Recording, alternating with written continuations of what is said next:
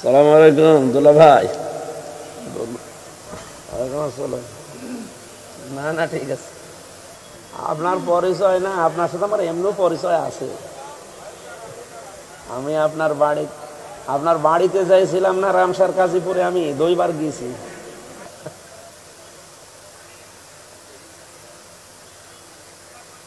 দাবিটা বেশি করে করেন। জি আল্লাহ হাফেজ। আসসালামু আলাইকুম। প্রধান অতিথি আজকের আমাদের অ্যাডভোকেট রুহুল কুদ্দুস তালুকদার দুলু সাহেব। এত গরম লাগে কেন? পৃথিবীর মুসলিম শাসক যারা আছেন, 57টা মুসলিম দেশ আছে পৃথিবীতে, এটা রেকর্ড হচ্ছে, এই জন্য জানাচ্ছি। প্রত্যেকটা মুসলিম দেশের এখন উচিত তাদের ইমানের দাবি অনুযায়ী পৃথিবীর 2টা নিকৃষ্ট জাতি ইহুদি এবং মুশরিক, তাদের বিরুদ্ধে অন্তত সোচ্চার হওয়া, যার যেখানে যা আছে যতটুকু ওইটা নিয়ে দাঁড়িয়ে যাওয়া, মোকাবেলা করা, প্রতিরোধ করা, প্রতিবাদ করা। যদি না করে বিশ্বের 210 কোটি মুসলমান যে রাষ্ট্রে আছে, এরা ইমানের দাবি অনুযায়ী হলেও যদি রাস্তায় নেমে আসে না, চেয়ারে থাকতে পারবেন না।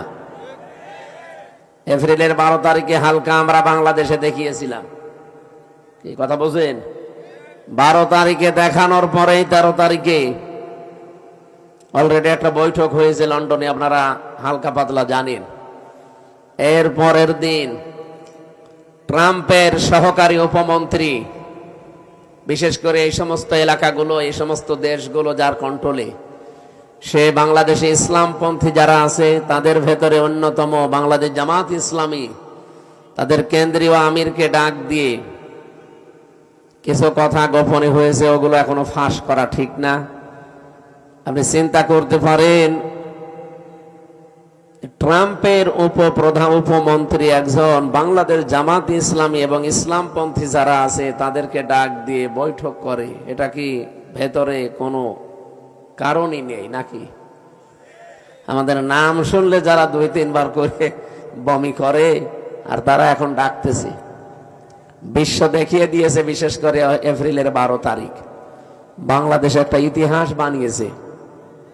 এতদিন পর্যন্ত যারা এই দেশে অন্তত একটু হালকা পাতলায় আশায় ছিল যে ববু আবার আসবে, 12 তারিখের পর থেকে তাদের আশা গুড়ে বালি। এই জন্য 15 তারিখে যে মানুষগুলো ফ্যাসিস্ট ছিল, স্বৈরাচার ছিল, তাদের দোসর যারা, তারা এখন অনেকে জেলখানায় আছে, এখন অনেকে পালিয়ে আছে। জেলে 8 মাস পর্যন্ত আমরা দেখতাম তাদেরকে আদালতে তুলতে হলে জামায় আদরে নিয়ে যেত।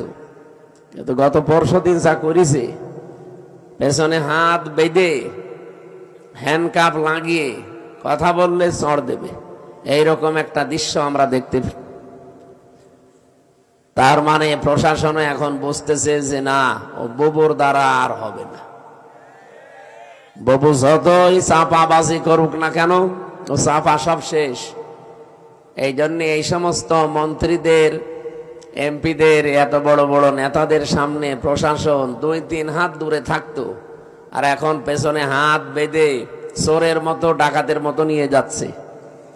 এতটুকুতে হবে না, আমার মনে হয় এদেরকে মাথায় দড়ি দিয়ে, ডান্ডা বেড়ি পরিয়ে আলেমদের সাথে যা করেছে এই 15.5 বছরে, ওদের সাথে তাই করা দরকার। কামরুল টাক কালকে দেখেছেন না কি করে হাত বেঁধে পেছনে নিয়ে যাচ্ছিল, মনে হচ্ছে যে গরু চুরি করেছে।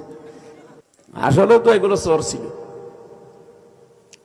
আমরা চাচ্ছি এই যে এই দেশে যারা এখন খুব বেশি বেশি বলছেন যে নির্বাচন চাই, নির্বাচন চাই, প্রত্যেকে আমরা এর পক্ষে আছি। কারণ এই দেশে যতদিন নির্বাচিত সরকার না বসবে, ততদিন পর্যন্ত অনেকের ষড়যন্ত্র বন্ধ হবে না। এটা বন্ধ করার জন্য নির্বাচিত সরকার মাস্ট বি দরকার। কিন্তু তার চাইতেও আগে দরকার যে 2732 জন মানুষ জীবন দিল, তাদের রক্তের অন্তত কিছু দেখানো। কেন তারা রক্ত দিয়ে গেল? কোনো কাজ নেই? আপনি কি মনে করেন আবু সাইদের জীবনের কোনো দাম নেই? মুগ্ধর জীবনের কোনো দাম নেই? রায়হানের জীবনের কোনো দাম নেই? তার জীবনও আমার আপনার মতো নিজের কাছে এরকম মূল্যবান ছিল। তারাও মূল্যবান ছিল, তাদের জীবনও তাদের কাছে আমাদের মতোই মূল্যবান ছিল।